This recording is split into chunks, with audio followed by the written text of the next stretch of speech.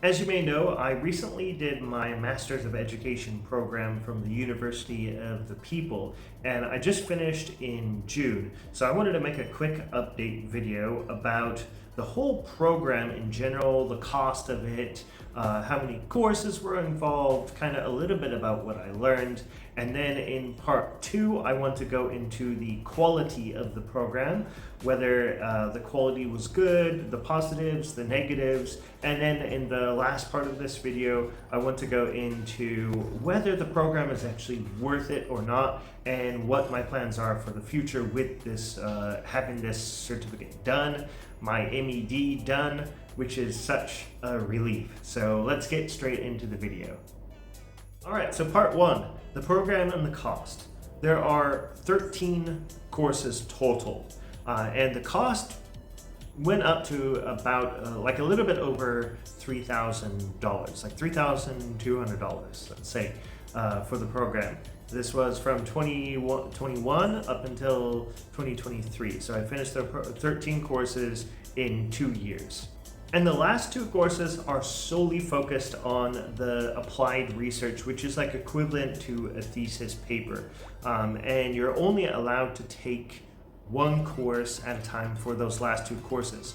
Normally I was taking about two. At one time I took three, and then sometimes I took a term off because unfortunately there weren't any courses available. So it was quite vigorous work and a lot of writing involved in all 13 of the courses. But yeah, the accumulation comes down to those last two courses, and also you've got a research portfolio that you have to organize and do a video like this to present about it. You show your face and everything, you show the portfolio, you show like highlights of it, and you have to create like a presentation about it. So yeah, it's all very inclusive. It's very detailed work that you have to do in each of the courses. Oh yes, and on a side note here, one of the reasons why it took me so long to create this video, 2 months after I graduated, is well, I was a bit burnt out, and I was just like, I'm done with this program finally, and I just needed some time to like just take a step back. And also I wanted to wait till I got my certificate. So here it is. Yes, my certificate. I am officially a Matt Hudson MED. So yeah, that's why it took me so long to make the video.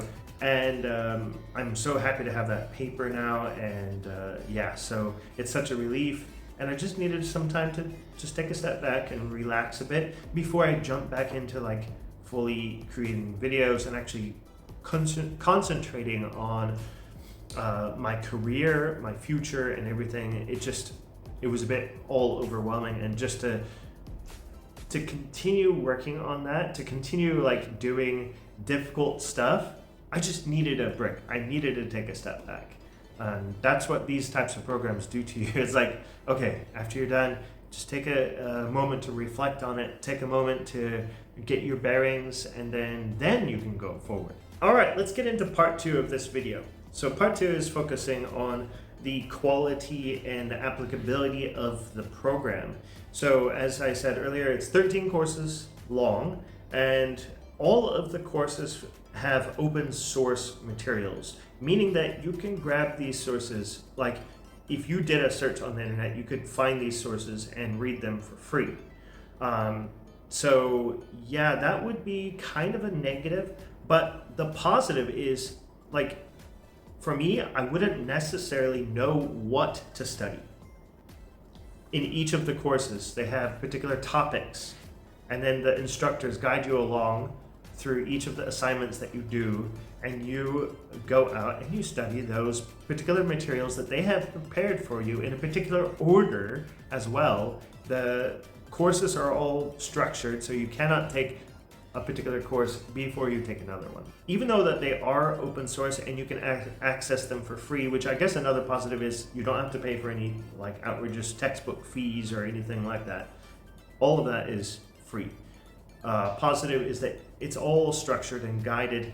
I discovered a whole lot of different philosophers, education advocates out there, people in history that I could study deeper because of this program. So now I know if I want to pick a particular topic, I can go to a particular person, particular author, to study more about that. And also the resources are available on like particular websites like Academia and ResearchGate, and there's several others out there that you could search for. The second thing in part 2 that I want to talk about is the peer assessment and the group work in all of the courses except for the last 2. Peer assessment is a major thing in this, and you get a bunch of people from around the world taking these courses because it's all online and there are no like video calls or anything like that. So you never really get to see these people face to face unless you schedule, which I did schedule a few times, like Zoom calls or whatever with group members. So let's talk about the peer assessment first. So yeah, you get a variety of people, and some people are just honestly say they are not all that great when assessing. And usually this is closer to the beginning of the 13 courses. Closer to the end, you get more people that have stayed in the program and they're actually meant to be there. Another thing is like not all people are native English speakers, but everything should be written in English, and then therefore they have to assess like the grammar and stuff like that, and so they don't necessarily know how to assess that correctly sometimes.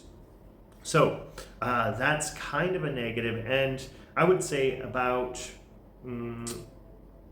80 or so % of each of the courses are assessed by the peers, and then 20% is assessed by the instructor. And the instructor, this is the third point or whatever in this part that I want to talk about. The instructors are all kind of like volunteer kind of, I think, and they're all very much like underpaid. They don't get paid much for this work. They get a stipend. And so what I noticed with each of the instructors is they don't spend a whole lot of time assessing your work. Some of them give good feedback, especially in the last 2 courses. Others don't really give feedback that is very helpful. It seemed like they just opened it, they checked to make sure that you did it, and then they just gave you scores, and that was it. Not much explanation. So this is a big negative. It's like, what's up with the assessment for this program? And is it really valid? It depends on the person that is assessing you. Sometimes you get really good assessment and you get good feedback that you can make corrections later. Sometimes. Other times, not so much.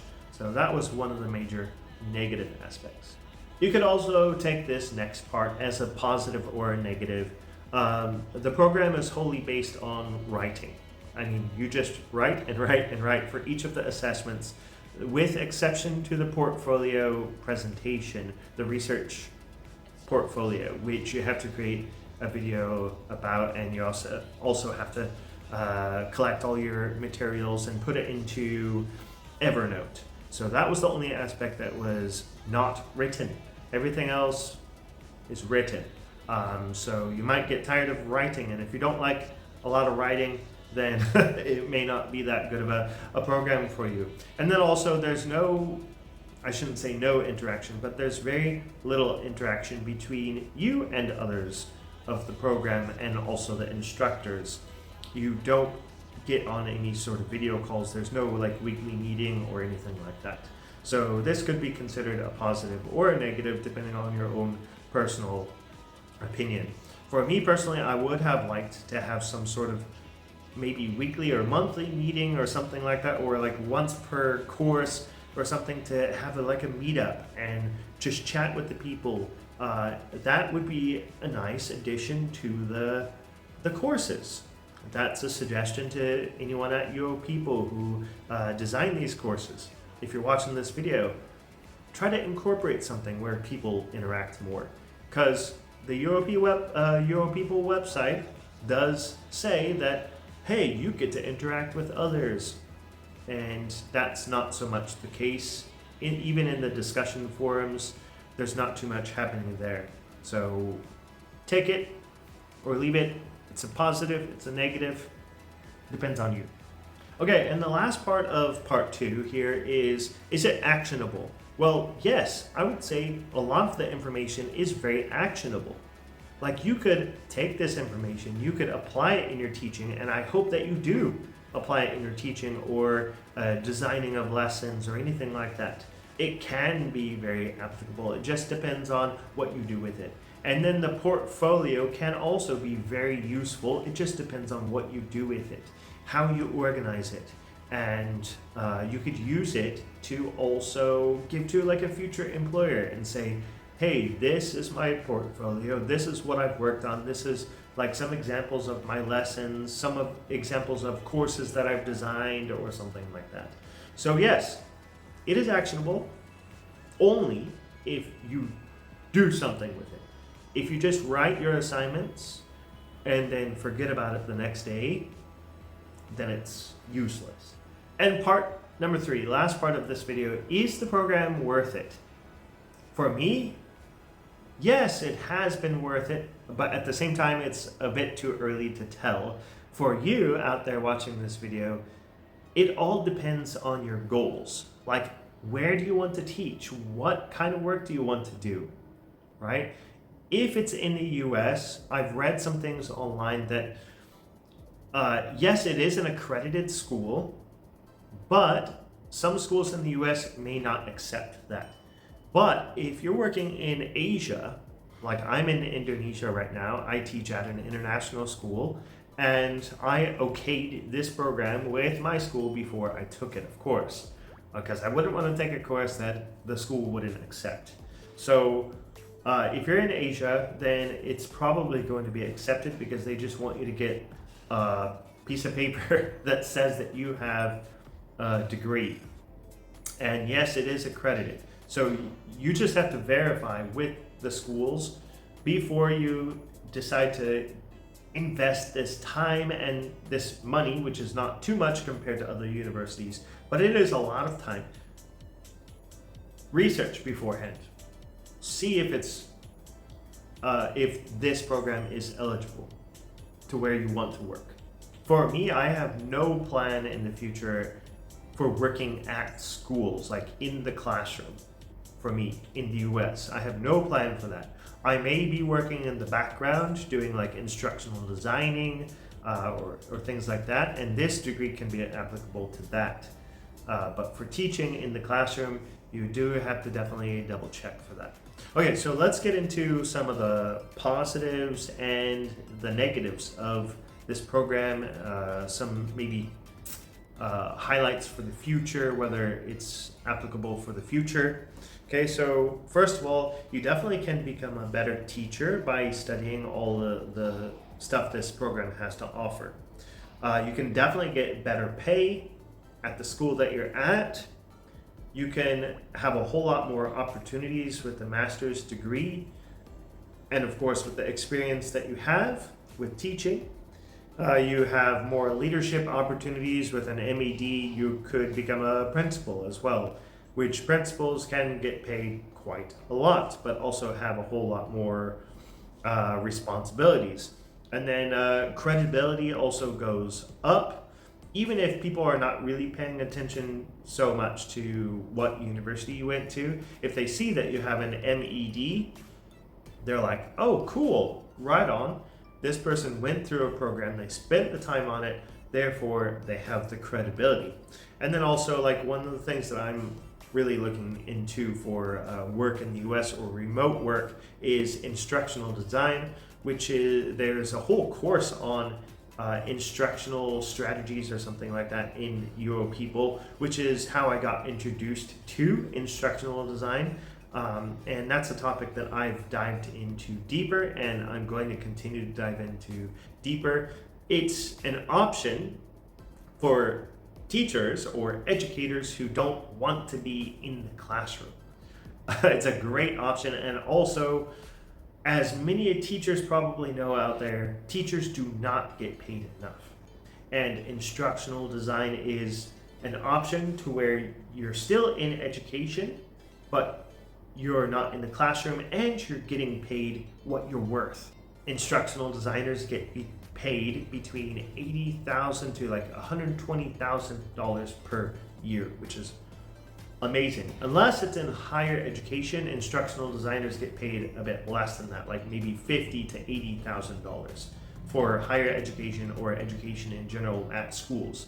Though $80,000 to $120,000 per year, I'm referring to like corporate instructional designing. So yeah, those are some great positives. And here's for the negatives. So it takes a lot of time. It takes a lot of energy for the program. If you're only taking one course per term for 13 courses, there's 5 terms in a year. How much is that? Like 2.5 years, 3 years, something like that, right? So it takes a lot of time and it takes a lot of energy to do this program. And I still question myself whether it's worth it or not. And generally, I think it is. I've done the program, I've committed my time and my money to it. So I want to get the most out of it. And talking about all those positives before, I believe that it is worth it for me. Even though I look back at some of those nights and days and weekends that I was spending working on this program, working on the assignments, and I look at that and I'm like, that's time that I cannot get back.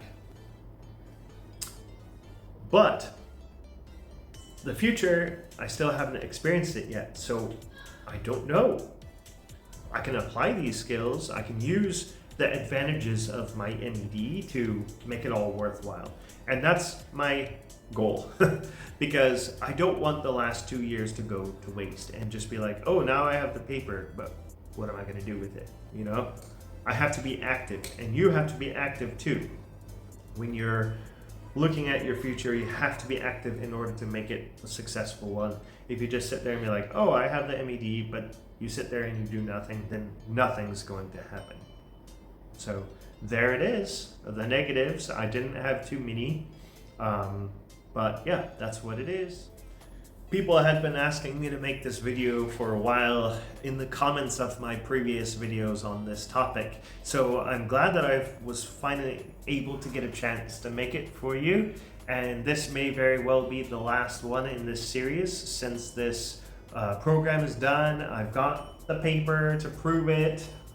And so yeah, that's a wrap for the video.